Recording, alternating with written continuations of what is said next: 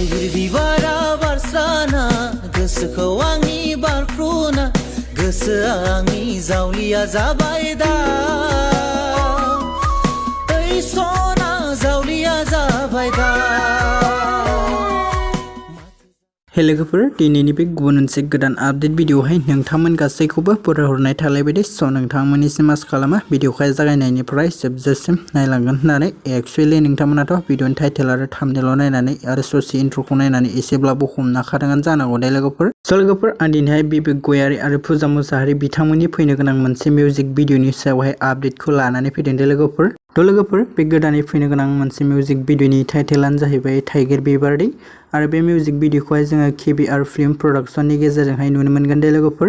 ओमफ्राय लोगोफोर जाहा बे टाइगार बिबार अफिसियेल मोनसे फैनो गोनां मिउजिक भिडिअनिनो मेथाइखौ रोजाबदोंमोन साइबिराज बिथांजोंनो लोगोसे आशा बर' बिथांमोना दे लोगोफोर। लोगोफोर जाहा बे फैनो गोनां मिउजिक भिडिअनिनो करिय'ग्राफखौ खालामदोंमोन लेसान रामि बिथाङा दे लोगोफोर।